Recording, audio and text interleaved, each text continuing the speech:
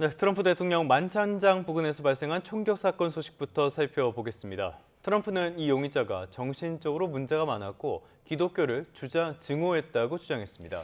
용의자는 트럼프 대통령을 노리고 범행에 나섰던 점을 암시했는데요. 만찬장 주변의 경비가 허술했다는 지적도 일고 있습니다. 워싱턴 연결해 보겠습니다.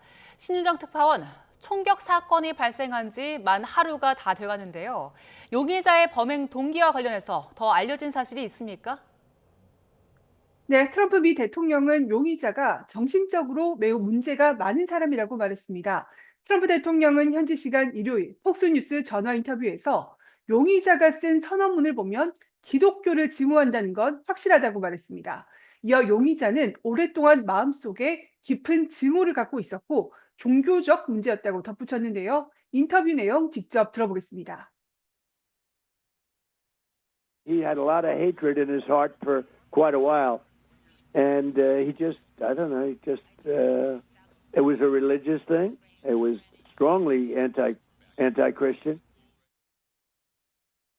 트럼프가 언급한 선언문과 관련해 총격 사건 용의자 콜 토마스 앨런이 범행 직전 가족에게 범행 동기와 표적을 기술한 성명서를 보냈다고 미 뉴욕 포스트가 보도했는데요. 성명서에서 트럼프 대통령을 직접 언급하지는 않았지만 트럼프와 행정부 고위 당국자들이 암살 목표가 될 것임을 시사했다고 전했습니다. 더는 소아 성애자와 강간범, 반역자의 범죄를 허용하지 않겠다면서 이번이 무엇인가를 할 기회라고 쓴 것으로 전해지고 있습니다. 미 법무장관 대행도 방송 인터뷰에서 총격범이 대통령을 포함해 행정부에서 일하는 사람들을 표적으로 삼은 것으로 보인다고 말했습니다. 인터뷰 직접 들어보겠습니다. It does appear that he did in fact have set out to target folks that work in the administration, likely including the president. 블렌치 대행은 범행 동기에 대해 여전히 수사 중이며 용의자가 현재는 단독으로 범행을 저지른 것으로 보인다고 설명했습니다. 다만 용의자는 성명서에서 자신이 기독교인이며 자신의 행동이 기독교적 가치에 반하지 않는다고 말해서 기독교인을 증오했다는 트럼프 대통령의 주장과는 차이를 보였습니다. 네, 역시 트럼프 대통령의 주장은 약간 걸러들일 필요는 있어 보이는데요. 여러 가지 측면에서 이번 총격 사건으로 미국 내 충격도 클 것 같습니다. 현지 반응도 한번 살펴볼까요? 네, 토요일 밤 현직 미국 대통령 부부와 행정부 고위 인사가 한꺼번에 위험에 노출되면서 미국 주요 매체들은 총격 사건 속보를 계속 다루고 있습니다. 용의자가 살던 지역의 이웃 주민들은 용의자가 매우 조용한 사람이었다고 전하기도 했습니다. 미 정치권에서는 정치 폭력에 반대한다는 우려가 한 목소리로 이어지고 있습니다. Here in America, we can have strong disagreements, and it is certainly the case that violence is never the answer. 일각에서는 대통령 참석 행사에 대한 경비와 경호가 느슨했다는 지적도 이어지고 있습니다. 행사가 열린 워싱턴 힐튼 호텔에서 금속 탐지기를 동원한 보안 검색은 만찬장으로 입장하려는 사람들을 대상으로만 진행됐고 호텔 출입구에서는 보안 검색이 이루어지지 않았습니다. That when you're doing it in an open environment like this hotel, for instance, you couldn't park, you had to park 6 blocks away. So I don't know why they couldn't have had screening as you enter into the hotel as well.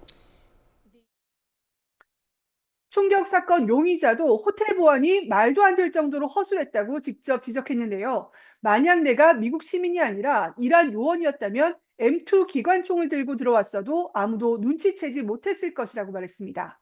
총격범은 현재 워싱턴 DC에 있는 경찰서에 구금돼 조사받고 있고 현지 시간 27일 워싱턴 법원에 출석해서 기소 절차를 시작할 것으로 전망됩니다. 지금까지 워싱턴에서 YTN 신윤정입니다. 트럼프는 최근 2년 동안 이번 사건을 포함해서 벌써 3차례나 직접적인 총격 위험에 노출됐습니다. 특히 이번은 집권 후 첫 암살 시도 의심 사건인데요. 한상욱 기자가 보도합니다. 당시 대선 후보였던 트럼프가 연설을 시작한 지 5분 정도 지났을 때 And you know, that's a little bit old, that chart. That chart's a couple of months old. And if you want to really see something that said, take a look at what happened. 총격범이 연설 무대에서 불과 200m 정도 떨어진 건물 옥상에서 반자동 소총으로 약 8발을 발사했고 트럼프는 오른쪽 귀 윗부분에 관통상을 입었습니다. 귀와 얼굴에 피가 묻은 트럼프가 경호원들에게 둘러싸인 채 대피하면서도 주먹을 불끈 쥐어 올리는 장면이 전 세계에 타전됐습니다. 이 피격 사건은 그가 민주당 대선 후보였던 카멀라 해리스 부통령을 꺾고 대선에서 승리하는 데 결정적인 한 방이 됐다는 평가를 받습니다. 불과 2달 뒤 암살 시도가 또 발생했습니다.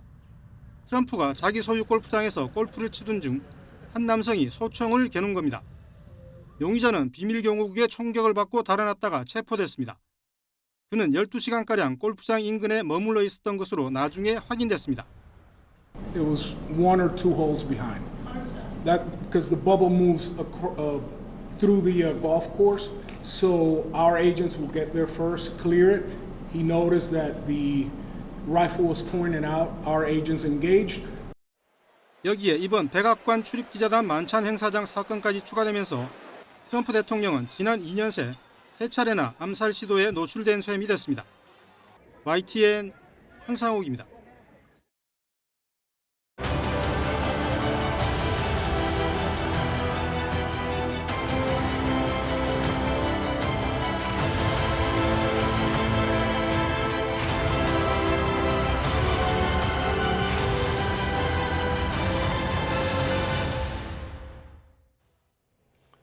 네, 이번엔 미국과 이란의 전쟁 상황 살펴보겠습니다. 미국과 이란의 주말 협상도 결국엔 무산됐습니다. 트럼프 대통령은 더는 대면 협상에 연연하지 않겠다면서 이란을 압박하고 있습니다. 이란 외무장관은 하루 만에 다시 파키스탄에 들러 종전 협상의 구체적인 조건을 전달한 뒤 러시아로 향했습니다. 보도에 유투권 기자입니다. 협상단의 파키스탄 파견을 취소한 트럼프 대통령은 이젠 전화로 협상을 진행하겠다고 밝혔습니다. 이란의 전화를 기다리며 대면 협상을 서두르지 않겠다는 뜻입니다. They get there, it's hours and hours and hours of flying. And I said, we're not doing this anymore. We have all the cards. If they want to talk, they can come to us or they can call us. 이란이 핵무기를 포기하지 않으면 만날 이유가 없다고도 강조했습니다. 주말 협상이 취소된 직후 이란이 훨씬 더 나은 제안을 해왔다고 밝혔지만 여전히 핵 문제가 쟁점임을 시사한 겁니다. 비슷한 시각 오만 방문을 마친 이란 외무장관은 하루 만에 다시 파키스탄에 들렀습니다. 이란 매체들은 중재국인 파키스탄을 통해 이란 측의 종전 요구안을 명확히 전달하기 위한 목적이라고 보도했습니다. 그러면서 호르무즈에 대한 새로운 체제와 전쟁 피해 배상금, 재침략 방지, 미국의 해상 봉쇄 해제 등을 의제로 제시했다고 전했습니다. 또 종전협상과 핵 문제는 전혀 관련이 없다고 선을 그었습니다. 표면적으로 양측의 입장이 평행선을 달리고 있지만 동시에 주변국을 아우르는 다양한 물밑 논의가 진행되고 있습니다. 이란 외무장관은 사우디아라비아와 튀르키예, 카타르와 잇따라 통화했고 루비오 미 국무장관도 아랍에미리트와 접촉했습니다. 특히 러시아로 넘어간 이란 외무장관은 27일 푸틴 대통령을 접견하고 중동 정세를 논의할 예정이어서 결과가 주목됩니다. YTN 유투관입니다. 트럼프 대통령은 사실상 2중 그리고 3중의 진퇴양난에 빠진 상태입니다. 세 가지 선택지로 확전 또는 타협, 또 해상 역봉쇄 등이 있지만 어느 하나도 마땅한 해결책이 되지 못하기 때문인데요. 김지선 기자가 짚어봤습니다. 타결도 결렬도 없이 지지부진한 미국과 이란 간 종전 협상, 이란 농축 우라늄 처리, 호르무즈 해협 통제권 등 핵심 쟁점에서 입장차가 워낙 커서 그렇습니다. 트럼프 대통령에게 이 상황을 타개할 방법이 있을까? 자주 거론되는 제1안은 휴전을 접고 대대적 군사작전을 재개하는 겁니다. 이미 항공모함 3척이 중동 해역에 집결한 데다 정예 82 군수사단과 상륙 전문 해병 등 수천 명이 근처에 주둔한 상태라 실행은 어렵지 않습니다. 그러나 이렇게 할 경우엔 미국을 장기전의 수렁에 빠뜨리고 국내외 반전 여론을 키우는 건 물론 핵심 지지층인 마가의 반대를 불러올 게 뻔합니다. 대안은 이란의 요구를 모두 수용하는 것이지만 이 또한 트럼프 대통령이 내세웠던 전쟁 명분 자체를 무력화하고 사실상 패전을 인정하는 모습이 됩니다. 이처럼 이란도, 이안도, 올해 11월 중간 선거를 앞둔 트럼프에겐 마땅한 해결책이 되지 못합니다. 이란의 호르무즈 봉쇄에 맞서 강행한 역봉쇄 또한 세계 경제는 물론 미국 경제에까지 치명적 악영향을 준다는 점에서 고수할 게 못 됩니다. 그 어떤 선택지도 묘수가 되지 못하는 진퇴양난 속에 빠진 트럼프. 명분을 세우면서도 이란의 실질적 양보를 끌어내야 하는 정치적 시험대에 오른 셈입니다. YTN 김지성입니다. 이스라엘과 친이란 무장정파 헤즈볼라가 상대방의 휴전 위반을 이유로 연일 충돌하면서 휴전 연장 합의가 사실상 무산됐습니다. 레바논의 국영 통신 보도를 보면은 이스라엘군은 현지 시간 26일 전투기를 동원해 레바논 남부 곳곳을 공습했습니다. 이번 공습으로 최소한 1명이 숨지고 3명이 다친 것으로 전해졌습니다. 이스라엘군은 공습에 앞서 보안구역 북쪽 마을에도 대피령을 내렸습니다. 헤즈볼라는 이스라엘군의 대피령이 내려진 직후 레바논 주둔 이스라엘군과 이스라엘 북부를 겨냥해 드론을 발사했습니다. 이스라엘군은 이번 드론 공격으로 병사 1명이 숨지고 6명이 다쳤다고 발표했습니다. 이스라엘이 중동 전쟁 초기 아랍에미리트에 자국의 핵심 방공망인 아이언돔 포대와 운용 병력을 배치했다고 이스라엘 언론이 보도했습니다. 아이언돔이 이스라엘 본토나 공동개발국인 미국 이외 국가에 배치된 건 이번이 처음인데요. 보도를 보면 전쟁 초기 베냐민 네타냐후 이스라엘 총리는 모하메드 빈 자예드 알 나얀 아랍에미리트 대통령과 전화회담을 한 뒤 아이언돔 배치를 전격 승인한 걸로 전해졌습니다. 전쟁이 길어지면서 정부가 어민들의 기름값 부담을 덜어주기 위해서 선박용 경유 가격을 묶어두는 최고 가격제를 시행하고 있습니다. 하지만 국제유가가 워낙 가파르게 오르면서 현장에서는 나갈수록 서내라 조업을 포기해야 할 상황이란 하소연이 나옵니다. 오승훈 기자입니다. 물이 빠진 백사장 위로 고기잡이 배들이 덩그러니 놓여 있습니다. 어민들은 배 위에서 어망을 정리하고 선착장 주변의 배들도 발이 묶였습니다. 광어와 돔이 제철을 맞아 한창 바다로 나가야 할 시기지만 껑충 낀 기름값에 조업 일수를 줄인 겁니다. 조업 일수가 예년하고 비교해서 기름값이 많이 올라서 많이 감소된 걸로 나타나고 있죠. 작년에 한 60, 70톤이 들어왔으면 올해는 지금의 한 30% 감소된 그런 양 정도밖에 들어오지 않고 있습니다. 지난달 한 드럼에 19만 원 수준이던 선박용 경유 가격은 이번 달 들어 28만 원대까지 급등했습니다. 어민들은 이미 기름값 부담이 큰 상황에서 다음 달부터 가격이 더 오르면 조업을 포기해야 하는 건 아닌지 걱정하고 있습니다.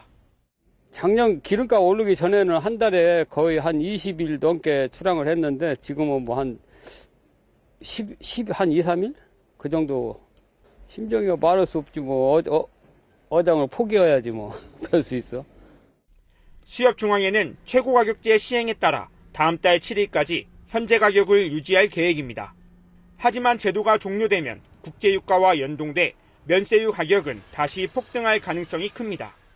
싱가포르 국제 제품 가격에 따라서 가격이 결정되기 때문에 리터당 2,000원, 드럼당 40만 원 정도가 예상이 되는데요. 따라서 최고 가격제가 반드시 유지되어야 할 것으로 보입니다. 중동 정세 불안으로 치솟는 기름값 속에 출항을 앞둔 어민들의 근심이 깊어지고 있습니다.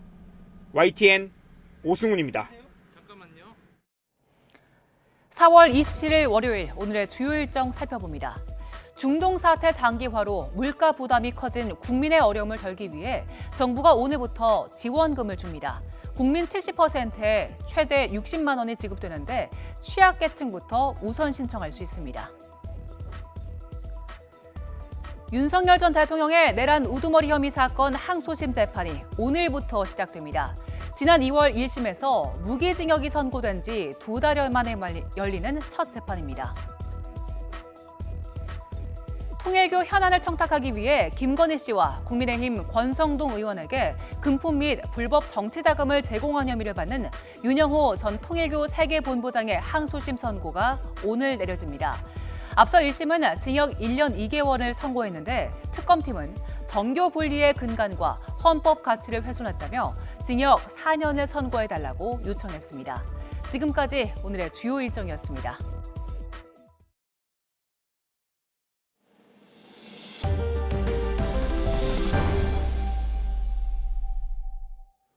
네, 이번엔 정치권 소식 살펴보겠습니다. 부동산 시장이 다시 달아오르고 있죠. 이 와중에 이재명 대통령이 띄운 부동산 장기 보유 특별공제제도 개편 문제가 뜨거운 감자입니다. 야당은 세금 약탈이라고 날을 세웠고요. 여당은 무책임한 선동으로 집값을 띄우려고 한다고 맞섰는데 지방선거의 주요 의제로도 거론됩니다. 정인용 기자입니다. 이재명 대통령은 지난 24일 살지도 않을 집에 오래 투기했다고 세금을 깎아주는 비정상을 정상화하는 게 세금 폭탄이냐고 SNS에 글을 올렸습니다. 1주택자가 12억 원을 초과하는 주택을 양도할 때 최대 10년 이상 보유 또는 거주하면 양도세를 각각 40%씩 깎아주는 장기 보유 특별공제제도의 보유 부분 혜택 개편 의지를 나타낸 겁니다. 6월 지방선거를 앞두고 민감한 현안인 부동산 세제 문제를 대통령이 직접 꺼내자 곧바로 정치권으로 논쟁이 옮겨붙었습니다. 국민의힘은 수십 년간 유지된 제도를 비정상으로 규정했다며 실거주하지 못하는 국민의 사정을 비정상으로 낙인 찍은 거라고 쏘아붙였습니다. 정책 실패로 집값을 폭등시키고 이제 세금으로 국민을 응징하겠다는 거라고 주장했습니다. 집 한 채 가진 국민을 잠재적 투기꾼으로 몰아세우고 국민의 자산을 노리는 세금 약탈입니다. 반면 민주당은 왜곡된 프레임으로 시장 불확실성을 키운다며 투기 세력을 위한 집값 띄우기 기우제를 지내는 거냐고 꼬집었습니다. 애초에 장특공제는 실소유자의 장기 보유를 유도하기 위해 도입된 건데 투기성 보유에 혜택이 쏠리며 매물 잠김을 부추겨왔다고 반박했습니다. 살지도 않는 집으로 수억 원의 시세 차익을 남기는 것, 이것이 국민의힘이 말하는 정의입니까? 국민의힘 서울시장 후보로 나선 오세훈 시장도 민주당 정원호 후보에 장특공제 관련 입장을 다그치는 등 부동산 세제 개편 문제가 지방선거의 쟁점으로 떠오르고 있습니다. YTN 정인용입니다. 더불어민주당 김부겸 대구시장 후보가 전폭적인 지원을 받으면서 선거사무소 개소식을 열었습니다. 김 후보는 자신을 회초리 삼아 국민의힘이 정신을 차리게 해야 한다며 국힘 동정론을 거둬달라고 호소했습니다. 김다영 기자입니다. 더불어민주당 김부겸 대구시장 예비후보가 선거사무소 개소식을 열고 본격 선거전에 뛰어들었습니다.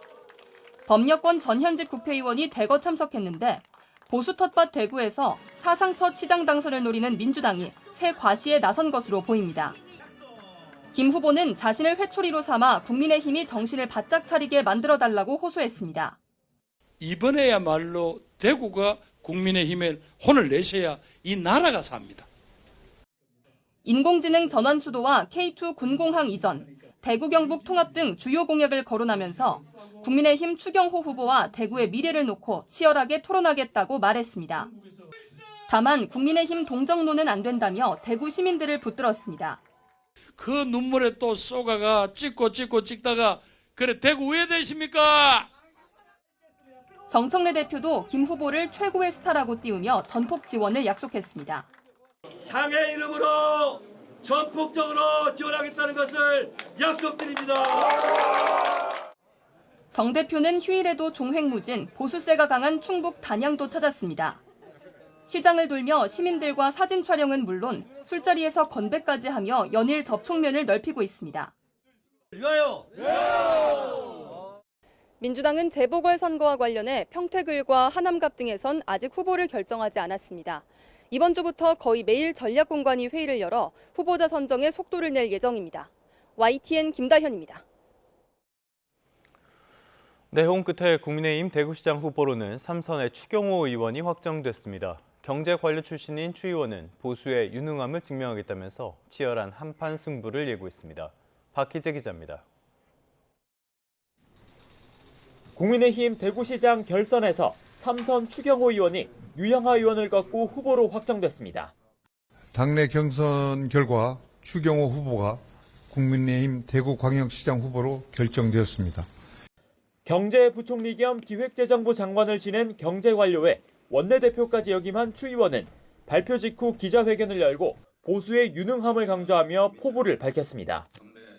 그간 공천 과정에서 불거졌던 파열음을 의식한 듯 통합과 원팀도 강조했습니다. 보수는 본래 경제로 인정받아 왔습니다. 이제 다시 경제로 답하겠습니다. 보수의 유능함을 대구에서 추경호가 다시 증명하겠습니다. 현역인 추 의원은 당의 방침이 정해지는 대로 사퇴하겠다는 계획인데 국민의힘은 이곳을 포함해 국회의원 재보궐선거 지역을 9곳으로 보고 있습니다.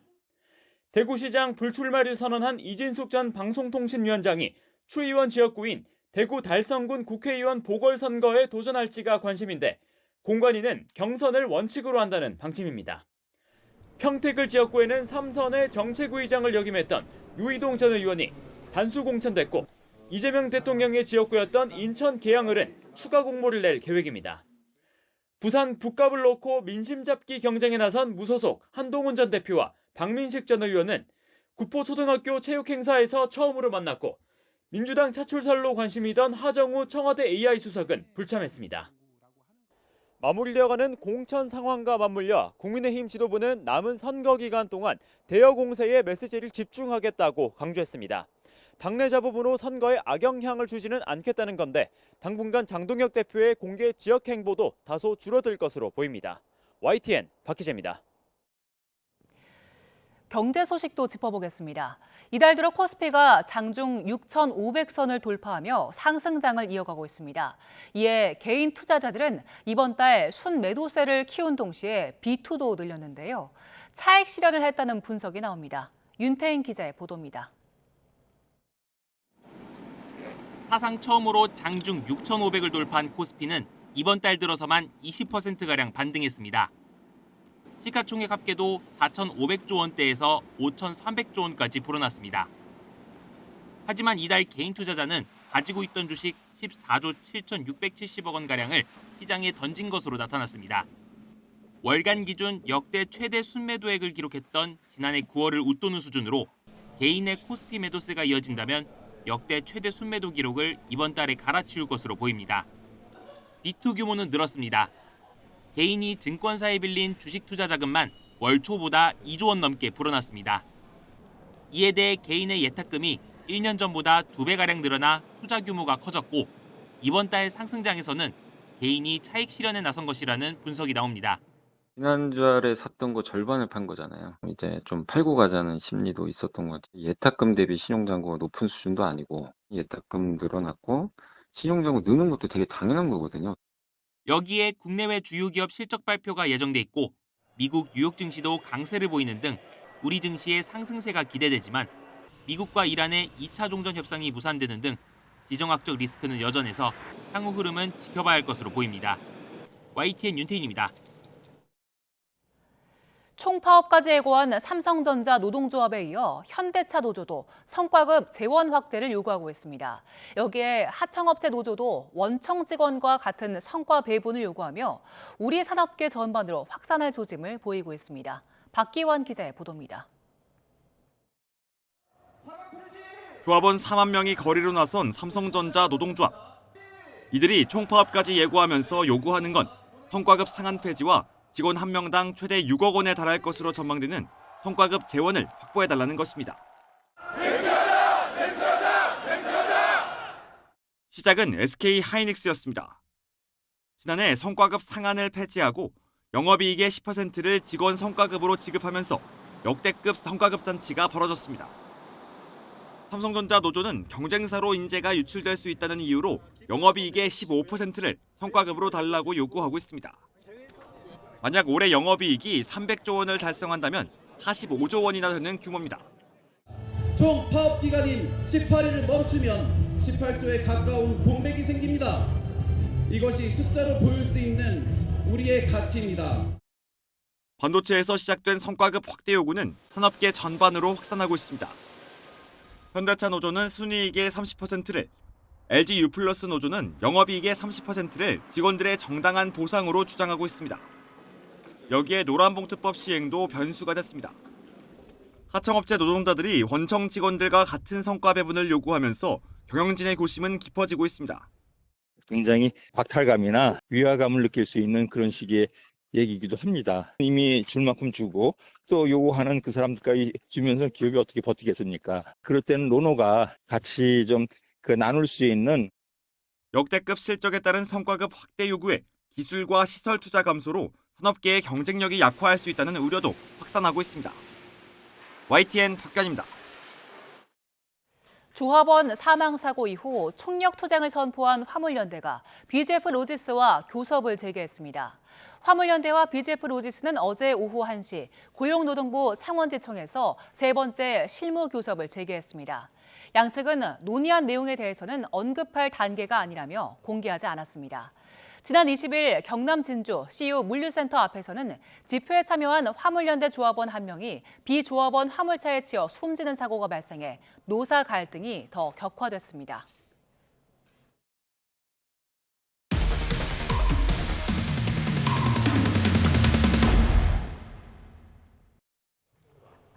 네, 사건 사고 소식입니다. 서울 강남에 있는 병원에서 수술을 받던 환자가 심정지 상태에 빠졌습니다. 마취과 의사와 수술 집도의가 차례로 수술실을 비운 사이 벌어진 일인데 환자는 석 달 가까이 의식을 되찾지 못하고 있습니다. 송수연 기자의 단독 보도입니다.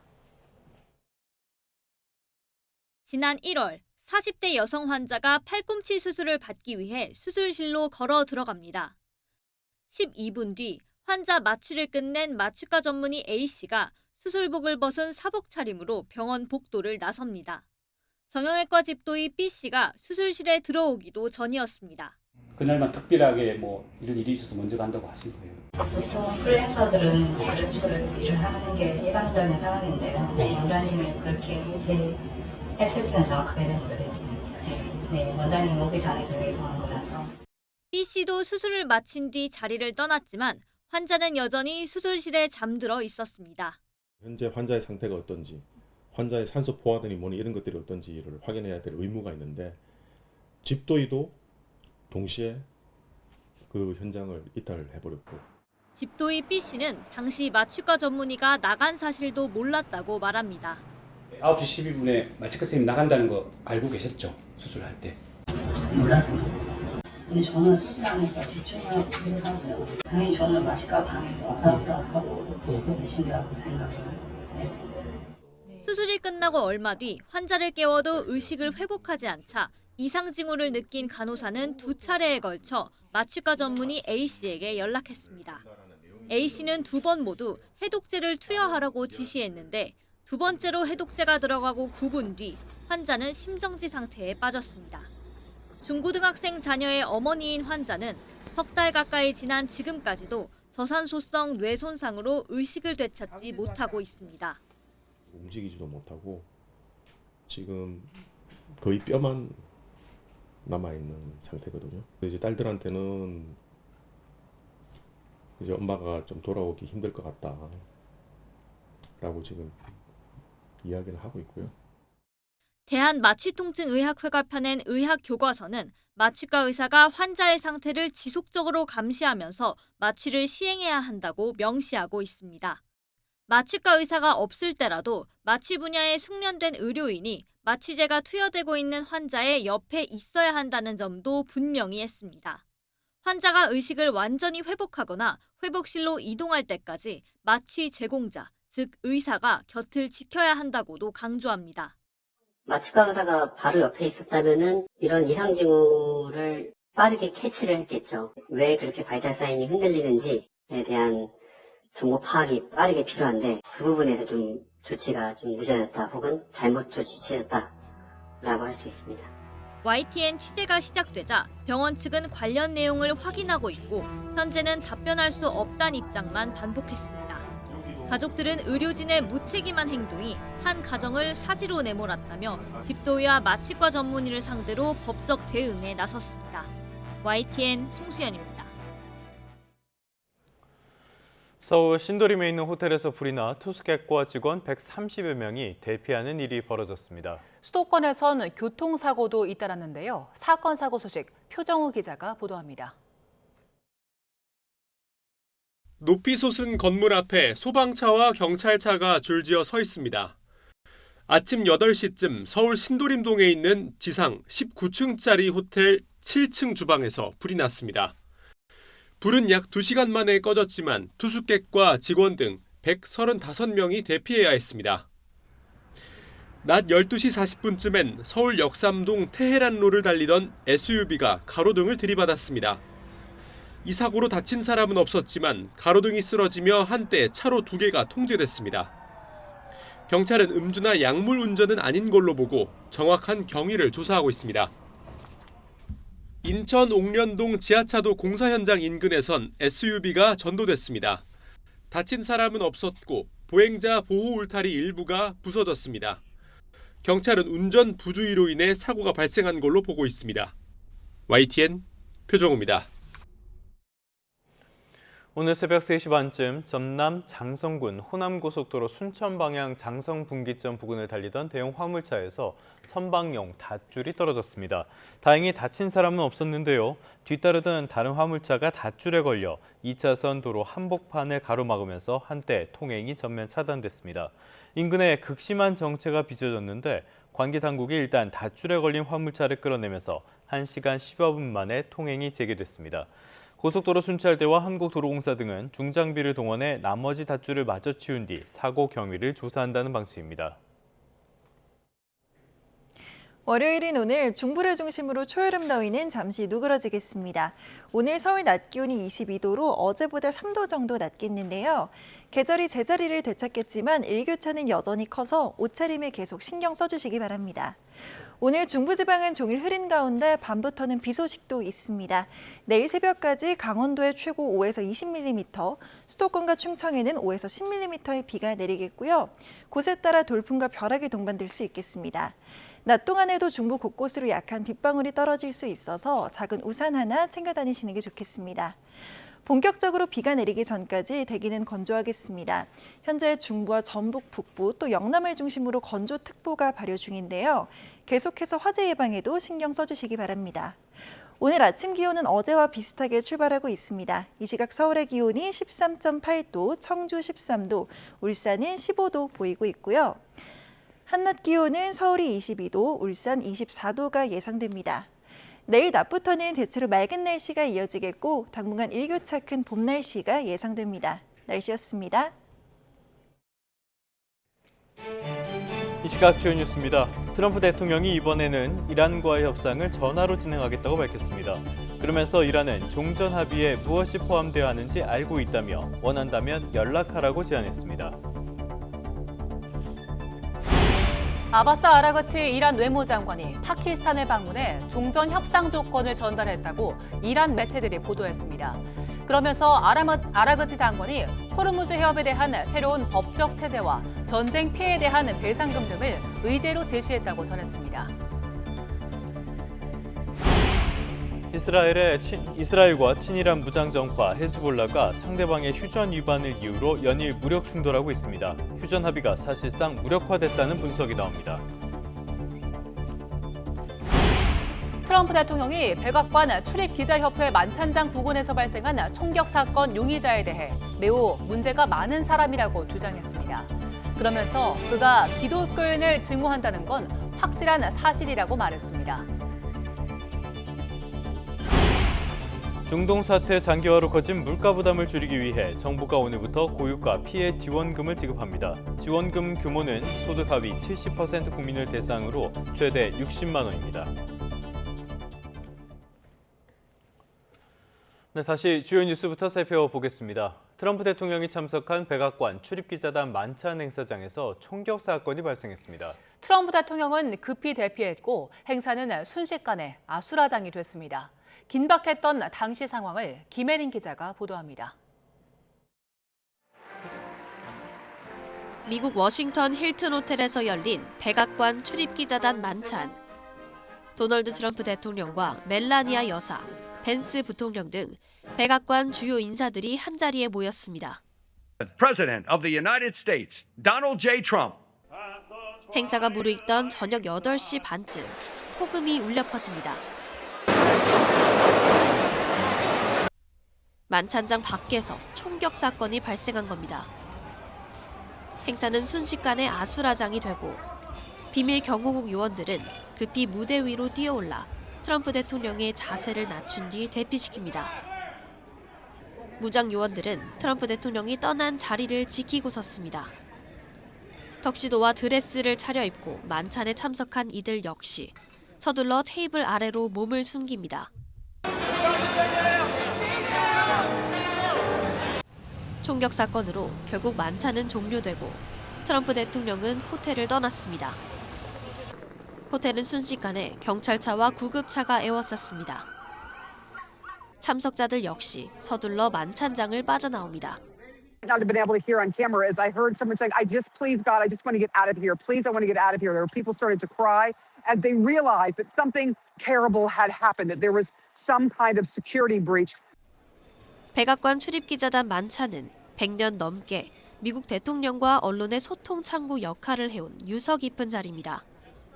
트럼프 대통령이 대통령으로서 처음으로 참석해 기대를 모았지만 만찬은 총성과 대피 소동으로 막을 내렸습니다. YTN 김혜린입니다. 이번 총격 사건의 용의자가 범행 직전 가족에게 범행 동기와 표적을 기술한 성명서를 보낸 것으로 전해졌습니다. 미국 뉴욕포스트는 용의자 콜 토마스 앨런이 성명서를 통해 트럼프 대통령과 행정부 고위 관료들이 암살 목표가 될 것을 시사했다고 보도했습니다. 앨런은 범행 동기에 대해서 나는 미국 시민이고 더는 소아성애자와 강간범, 반역자의 범죄를 허용하지 않겠다라고 적었습니다. 이어서 이번이 무언가를 할 마지막 기회라면서 이보다 더 가까이 접근할 다른 방법이 있었다면 그 방법을 택했을 것이라고 언급했습니다. 백악관 출입기자단 만찬장 진입을 시도했던 총격범 콜 토머스 앨런은 경찰서에 구금돼 조사를 받고 있고 현지 시간 27일 법원에 출석할 예정입니다. 앨런은 현재 워싱턴 DC 북서부에 있는 경찰서에 구금된 상태로 조사를 받고 있고 또 워싱턴 남동부에 있는 구치소로 이송될 예정입니다. 이어 현지 시간 월요일 워싱턴 시내 연방법원에 출석해서 판사 앞에서 기소 인부 절차를 밟을 걸로 예상된다고 미 법무부 당국자들이 미 CBS 뉴스에 전했습니다. 트럼프 대통령은 이 용의자에 대해 매우 문제가 많은 사람이라고 말했습니다. 트럼프는 폭스뉴스와의 전화 인터뷰에서 그의 선언문을 읽어보면 그가 기독교인을 증오한다는 건 확실한 사실이라고 주장했습니다. 이어서 용의자가 오랫동안 마음속에 깊은 증오를 갖고 있었고 종교적 문제였다면서 그건 강경하게 반기독교적이었다고 덧붙였습니다. 그러면서 수사 당국이 꽤 좋은 정보를 갖고 있다고 주장했습니다. 미국과 이란의 협상은 어떻게 되고 있을까요? 트럼프 대통령이 이란과의 협상을 전화로 진행하겠다며 이란이 협상을 원한다면 연락하라고 말했습니다. 트럼프 대통령은 현지 시간 26일 폭스뉴스와의 전화 인터뷰에서 협상단을 18시간이나 여행하게 보내지 않을 거라며 이렇게 말했습니다. 이어 다시 말하지만 이란은 종전 합의에 무엇이 포함돼야 하는지 알고 있다며 그들은 핵무기를 가질 수 없고 그렇지 않다면 만날 이유가 없다고 강조했습니다. 아바스 아라그치 이란 외무장관이 오만을 방문한 뒤 하루 만에 다시 파키스탄을 방문해 종전 협상을 위한 구체적인 조건을 전달했다고 이란 매체들이 보도했습니다. 이란 IRNA 통신 보도를 보면 아라그치 장관은 파키스탄에서 아심 무니루 군 총사령관 등을 면담했습니다. 이와 관련해 타스님 통신은 아라그치 장관의 재방문은 중재국인 파키스탄을 통해 이란 측의 종전 요구안을 명확히 전달하려는 목적이라고 전했습니다. 그러면서 호르무즈 해협에 대한 새로운 법적 체제, 전쟁 피해에 대한 배상금, 교전 당사국의 재침략 금지 보장, 미국의 해상봉쇄 해제 등을 의제로 제시했다고 보도했습니다. 또 이란 측 관계자는 현재 진행 중인 논의는 군사적인 갈등을 종식하기 위한 조건에 집중돼 있다며 일각에서 제기되는 핵 문제와는 전혀 관련이 없다고 선을 그었습니다. 자, 이란 전쟁이 발발한 지 이제 석 달에 접어들게 되는데요. 정전협상, 종전협상은 여전히 지지부진합니다. 대미 강경파인 이슬람 혁명수비대가 사실상 이란 내 의사결정 과정을 장악하면서 종전협상 타결 가능성이 희박하다는 분석이 나왔습니다. 윤웅선 기자의 보도입니다. 미국과 이스라엘의 공습으로 최고 지도자 아야톨라 알리 하메네이가 사망한 이후 아흐마드 바히디 혁명수비대 사령관과 그의 핵심 측근들이 사실상 정권을 장악했다. 미국 싱크탱크 전쟁연구소는 이란 전쟁 관련 특별보고서를 통해 이같이 진단했습니다. 바히디 사령관과 그의 군부 이너서클이 아바스 아라그치 외무부 장관을 비롯한 민간인 관료들을 철저히 배제하고 의사결정을 주도하고 있다는 겁니다. 전쟁연구소는 미국과의 협상에 나선 이란 협상팀이 지속적으로 비협조적인 태도를 취하고 있는 원인도 여기에 있다고 지적했습니다. 파키스탄 이슬라마바드에서 열린 1차 회담에서도 이란 당국자들은 세부적인 내용에 대해서는 모호한 태도로 일관한 것으로 전해집니다. 이는 이들이 독자적 결정을 내릴 위치에 있지 않고 정권 내부에서도 아직 통일된 협상 입장이 마련되지 않았다는 의미로 풀이됩니다. 특히 혁명수비대가 미국과의 타협을 거부하고 있어 협상이 실질적 진전을 보일 가능성도 작다는 게 연구소의 판단입니다. 미국 매체들도 모즈타바 하메네이 최고 지도자가 권력을 장악하지 못한 채 혁명수비대의 국정 운영을 크게 의존하고 있다고 전합니다.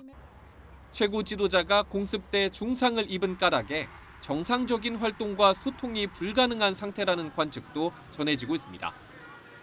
군부와 민간 관료를 중재해온 최고 지도자의 공백 때문에 이란의 협상파와 강경파의 파벌 대립이 심화하고 있다는 분석도 나옵니다.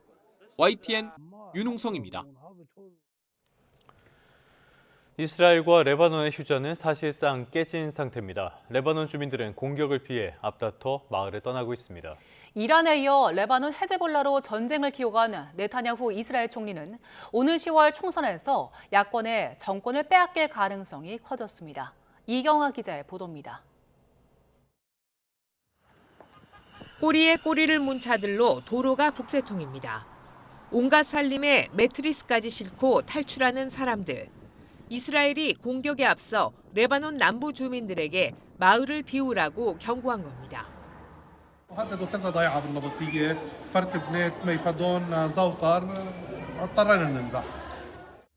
또 다른 마을에서는 주민들이 공습에 숨진 이들을 묻어주고 있습니다.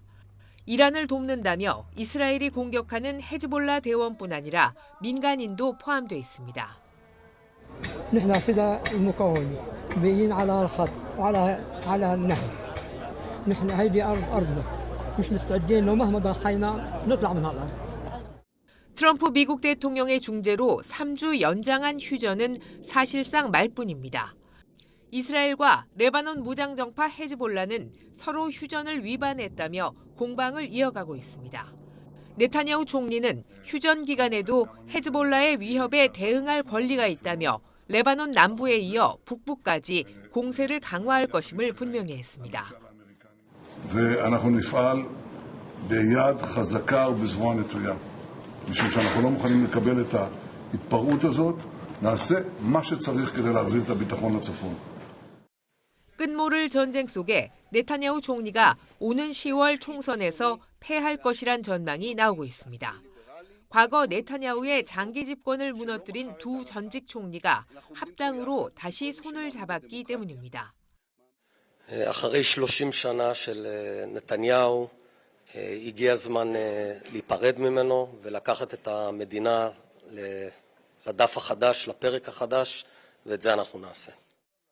최근 여론조사에 따르면 신당을 중심으로 한 야권 연합이 의회 과반을 차지해 네타냐후의 우파 연합을 압도할 것으로 예상됐습니다. YTN 이경아입니다. 석유 제품 최고 가격이 두 차례 연속 동결된 상황에서 국내 석유값 상승세는 한 달째 계속됐습니다. 유가 정보 시스템 오피넷을 보면 어제 오후 4시 기준 전국 주유소 평균 휘발유 가격은 리터당 2,007.65원으로 전날보다 0.28원 오른 걸로 집계됐습니다. 같은 시각 전국 평균 경유가스는 0.16원 오른 2,001.7원을 기록하며 상승세를 이어갔습니다. 중동 사태 장기화로 물가 부담이 커진 서민들의 어려움을 덜기 위해서 정부가 지원금을 지급합니다. 국민 70%에 최대 60만 원이 지급되는데 오늘은 취약계층부터 우선 신청할 수 있습니다. 이향원 기자입니다. 이번 고유가 피해 지원금은 국민 10명 가운데 7명이 받게 됩니다. 소득 하위 70%로 규모로 보면 3,250만 명이 넘습니다. 예산 6조 1천억 원이 투입돼 한 사람당 최대 60만 원이 지급됩니다. 오늘부터 이루어지는 1차 지급은 취약계층을 우선합니다. 기초생활수급자는 55만 원, 한부모 가족은 45만 원인데 비수도권이나 인구 감소 지역에 산다면 5만 원씩 더 받을 수 있습니다. 다음 달 8일까지 신청해 받을 수 있는데 지급 첫 주에는 출생연도 끝자리를 기준으로 요일제가 적용됩니다. 나머지 대상자는 다음 달 18일부터 7월 3일까지 신청해 받을 수 있습니다. 수도권 10만 원, 비수도권은 15만 원 등 지역에 따라 최대 25만 원이 지급됩니다. 건강보험료 외 고액 자산가 제외 기준 등을 추가로 적용한 대상자 선정 기준을 마련해서 2차 지급하기 전에 발표할 계획입니다. 신용카드나 체크카드로 신청하면 다음 날부터 쓸 수 있고 지역사랑 상품권은 주민센터에서 받는 즉시 사용 가능합니다. 지원금은 주소지 관할 시에서만 사용할 수 있는데 오는 8월 31일까지 쓰지 않으면 잔액은 사라집니다. YTN 이영훈입니다. 다음 소식입니다. 윤석열 전 대통령의 내란 우두머리 혐의 사건 항소심 재판이 오늘부터 시작됩니다. 1심에서 무기징역이 선고된 지 2달여 만에 열리는 첫 재판인데요. 유세연 기자가 보도합니다. 윤석열 전 대통령의 12.3 내란 우두머리 사건 항소심 재판이 이번 주부터 시작됩니다. 지난 2월 1심에서 무기징역이 선고된 지 2달여 만에 열리는 첫 재판입니다. 같은 법원에서 이미 항소심 구형까지 이뤄진 체포 방해 혐의 사건 등과 비교해 기일 지정이 다소 늦어졌는데 내란 특검 출검 전에 기소된 사건이라 특검법상 항소이유서 제출기한 규정이 적용되지 않는 점, 피고인 수가 많아 기록 송달에 시간이 필요했던 점이 영향을 미친 거로 전해집니다.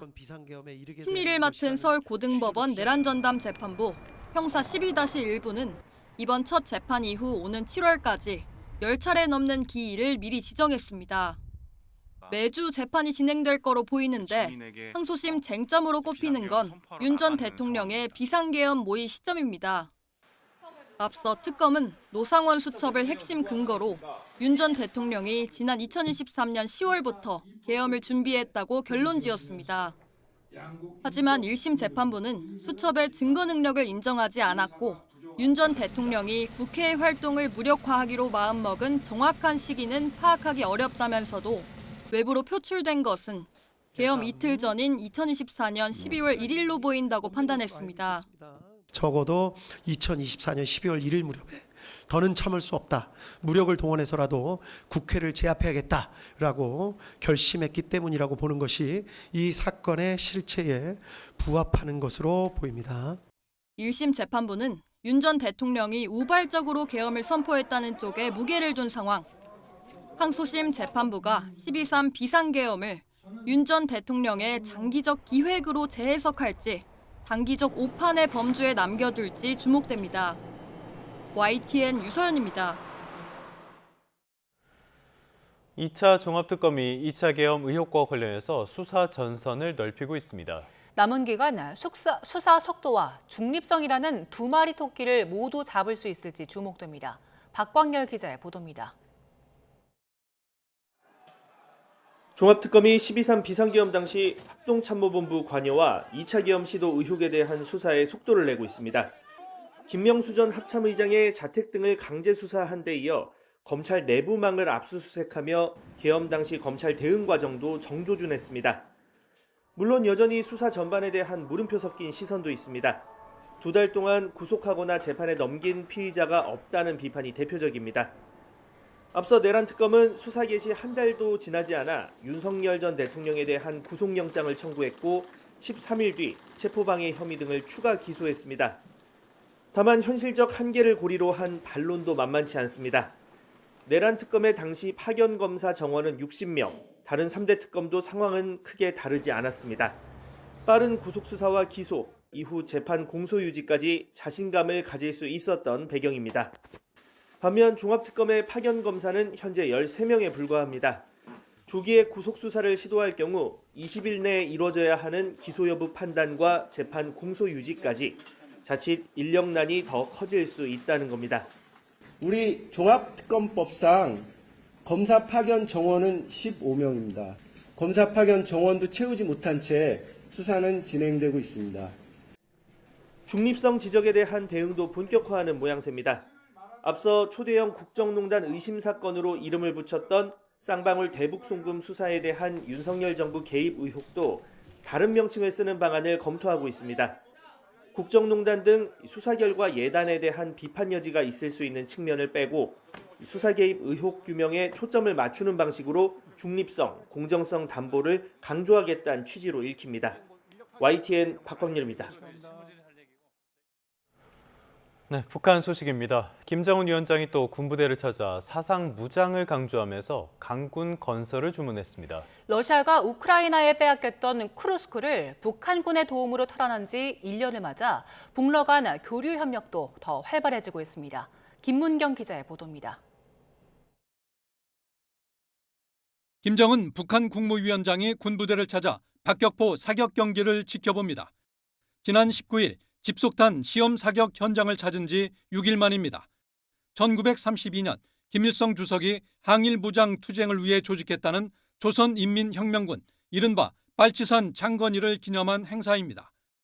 김 위원장은 이 자리에서 사상의 강군만이 어떤 적도 분쇄할 수 있다며 훈련 강도를 높일 것과 함께 장병들의 사상 무장을 주문했습니다.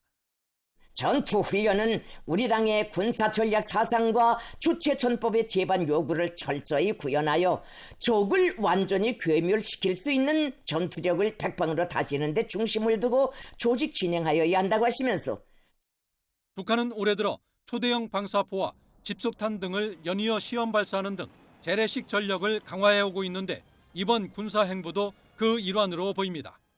이런 가운데 벼체슬라프 블로딘 러시아 하원 의장을 단장으로 하는 고위급 대표단이 또 북한을 방문했습니다. 콜로콜체프 장관이 이끄는 러시아 내무부 대표단이 평양을 방문한 직후입니다. 러시아 쿠르스크 지역을 북한군의 도움으로 탈환한 지 1년 만인데 북한은 이들의 방북을 계기로 파병 전사자 기념관 준공식도 개최합니다. 다음 달 미중 정상회담 전후 김정은 위원장과 푸틴 대통령의 정상회담 가능성도 제기되는 등 최근 북러 간 밀착이 최고조에 이르고 있습니다. YTN 김문경입니다. 일본 정부가 개발도상국에 중고 무기를 팔 수 있게 법을 바꾸는 것을 검토하고 있다는 현지의 언론 보도가 나왔습니다. 시가보다 싸게 파는 건 물론이고 공짜로 주는 방안도 생각하는 걸로 알려졌는데요. 당장 필리핀과 인도네시아가 거론됩니다. 도쿄에서 이승배 특파원입니다. 일본 해상자위대가 가지고 있는 아부쿠마형 호위함입니다. 1980년 후반부터 90년대 초반까지 모두 6척이 건조됐습니다. 30년 넘는 세월이 지나면서 주력 기동부대 자리를 내주고 지금은 지역에 배치돼 연안 경계 감시 작전에 투입됩니다. 일본 정부가 자위대의 이런 중고 무기를 개발도상국에 팔 수 있게 법률 개정을 검토하고 있다고 요미우리 신문이 보도했습니다. 최근 살상무기 규제를 없앤 것에서 한 발짝 더 나가서 이제는 중고 무기까지 팔 수 있게 자위대법을 바꾸려고 한다는 것입니다. 일본 정부 내에서는 우선 3대 안보 문서에 해당 근거를 마련하고 내년 정기국회에서 법률을 개정하는 것을 목표로 논의하고 있다는 말이 나옵니다. パートナー国からのニーズに応えて、で防衛装備移転を行うということは、さまざまなこの同志国の防衛力の向上にもなります。 단순히 싸게 파는 것뿐만 아니라 아예 공짜로 주는 것도 고려하고 있는 것으로 알려졌습니다. 필리핀과 인도네시아 등 구체적인 나라 이름까지 거론되고 있습니다. 실제 필리핀은 일본 자위대 중고 호위함 도입을 검토하고 있고 인도네시아는 일본의 중고 잠수함에 관심을 보이는 것으로 전해집니다. 고이즈미 방위상은 다음 달 초에 필리핀과 인도네시아를 방문할 예정인데 이 자리에서 중고 무기 거래 협의를 할 거란 전망이 나옵니다.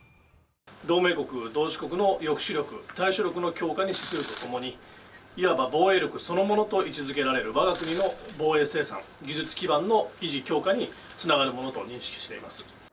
일본 정부가 지난 21일 무기 수출 규제를 푼 이후 최신, 중고 가리지 않고 그야말로 전방위적으로 무기 세일즈를 펼치는 모양새입니다. 도쿄에서 YTN 이승배입니다.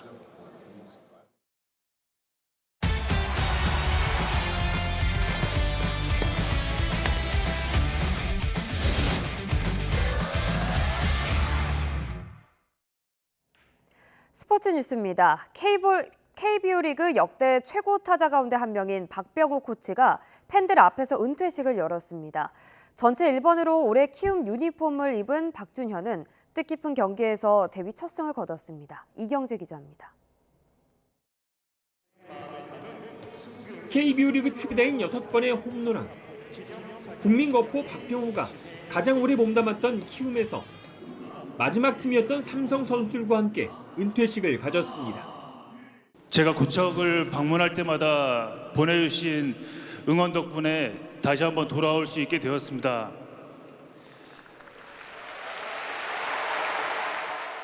앞으로도 제가 히어로즈에서 열심히 한번 해보겠습니다. 그동안 감사했습니다. 아들과 함께한 시구 시타에 이어 4년 반 만에 키움의 버건디 유니폼을 입고 출전한 박병호는 경기 시작과 함께 선수로서 그라운드에 마지막 인사를 전했습니다. 키움의 영웅으로부터 공을 전달받은 올해 신인 전체 1순위 박준현은 첫 1군 무대에서 키움의 미래를 환하게 밝혔습니다. 오후에까지 삼성의 강타선을 삼진 4개를 곁들이며 4안타 무실점으로 막아내고 데뷔 첫 승을 올렸습니다. 2회에는 노원 만루로 몰렸지만 최고 159km의 위력적인 빠른 볼을 앞세워 위기를 벗어났습니다. 박병호 코치님께서 그냥 너무 신경 쓰지 말고 너 할 거 하라고 2군에서 한 것처럼 자신 있게 던지라 했습니다. 뒤에 형들이 일단 너무 잘 막아주셔가지고 너무 다 감사한 마음뿐입니다. 3회 5선진, 8회 김건희가 적시타를 때린 키움은 2대0 승리로 3연승을 달렸고 삼성은 7연승 이후 7연패를 당했습니다. 두산의 희망 박준순이 연장 10회 끝내기 안타를 터뜨립니다. 전날 9회 역전패를 당했던 두산은 LG에 4대3 재역전승을 거두고 3연패에서 탈출했습니다. 안중열이 7회 김서현을 상대로 결승 투너포를 날린 NC는 한화를 5대3으로 물리치고 단독 6위를 지켰습니다. 1회와 8회 힐리어드가 2개의 3점 홈런으로 6타점, 장성우도 7회 3점 홈런 등으로 5타점을 책임진 KT는 SSG를 12대2로 대파하고 선두를 되찾았습니다. 롯데와 기아는 홈런 2방씩을 주고받은 끝에 연장 11회까지 승부를 가리지 못했습니다. YTN 이경재입니다. 여자 프로농구 KB가 챔피언 결정전을 3연승으로 끝내고 통합 우승을 달성했습니다. 대들보 박지수가 부상으로 빠졌지만 강희슬과 허예은 등 주축 선수들이 원팀으로 뭉쳐 챔피언 트로피를 들어올렸습니다. 양시창 기자입니다. 종료 버저가 울리자 KB 선수들이 둥글게 모여 우승의 기쁨을 나눕니다. 80대 65의 완벽한 승리로 KB가 여자 프로농구 통합 우승을 달성한 순간입니다. KB의 기세는 1쿼터부터 무섭게 타올랐습니다. 허예은의 손끝에서 시작된 공격은 강희슬과 송윤아 등에게 배달돼 높은 성공률로 림을 갈랐고 3점 라인 밖에서 던진 슛도 7개 가운데 6개를 적중시켰습니다. 이후에도 KB의 공격력은 식지 않았습니다. 강희슬이 골밑과 외곽을 가리지 않고 종횡무진 코트를 누비며 득점 행진을 펼쳤고 이채은도 쏠쏠한 활약으로 힘을 보태 2쿼터 한때 점수를 20점 차로 벌리면서 삼성생명의 의욕을 꺾었습니다. 끝까지 방심하지 않고 1, 2차전보다 더 확실한 승리를 거둔 KB는 3승 무패로 4년 만이자 통산 3번째 통합 우승을 달성했습니다. 1, 2차전에서 개인 통산 최다 득점을 올린 데 이어 3차전에서 최다 어시스트 기록까지 갈아치운 허예은은 생애 처음으로 챔프전 MVP에 선정되는 영예를 안았습니다. 팀원들이 대신 한 발씩 더 뛰어준 것 같아요. 그래서 이길 수 있었고 팀원들한테 너무 고맙고 제가 이 팀에 있다는 게 너무 자랑스러운 것 같아요. 무엇보다 KB는 대들보 박지수가 부상으로 출전하지 못하는 초대형 악재에도 불구하고 원팀으로 똘똘 뭉쳐 우승을 차지했다는 점에서 의미를 더했습니다. YTN 양시창입니다. 프로축구 전북이 강상윤의 후반 추가 시간 극장골을 앞세워 포항을 물리치고 4경기 만에 귀중한 승리를 챙겼습니다. 전북은 전주 월드컵 경기장에서 열린 포항과의 홈경기에서 2대2로 맞선 후반 추가 시간 강상윤이 가마치기로 골망을 가르면서 짜릿한 승리를 차지했습니다. 최근 3경기 1무 2패의 부진을 씻어낸 전북은 3위로 올라섰고 포항은 9위로 추락했습니다. 울산 문수축구장에서는 원정팀 대전이 소나기 골을 퍼부으며 4대1로 승리했고 광주 월드컵 경기장에서는 안양이 최하위 광주를 상대로 골잔치를 벌이며 5대2로 대승을 따냈습니다. 지금까지 스포츠 뉴스였습니다. 다음 소식입니다. 권위의 상징이자 일반인 출입이 통제됐던 옛 부산시장 관사가 시민들의 쉼터인 도모원으로 변신했는데요. 1년 7개월 만에 방문객 50만 명을 돌파했습니다.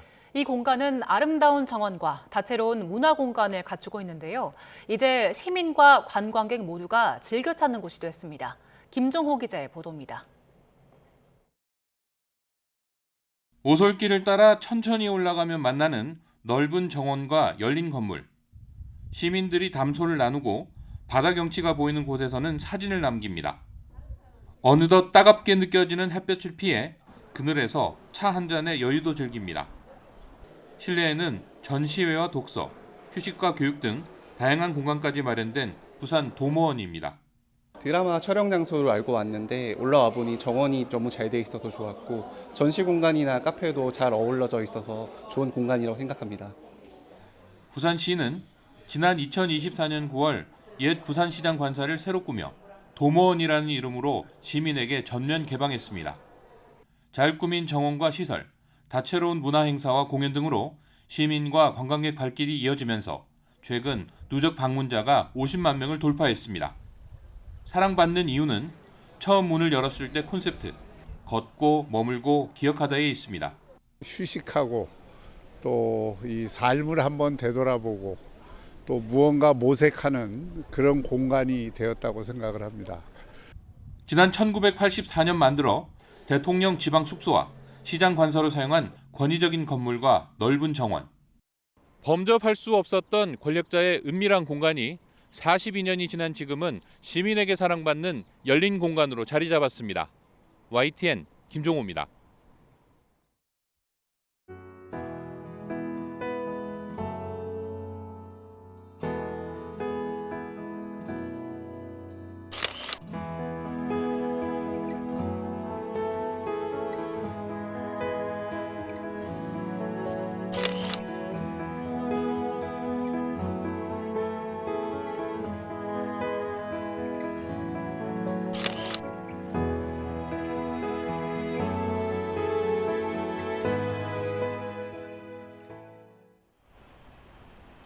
월요일인 오늘 중부지방을 중심으로 고온이 한풀 꺾이겠습니다.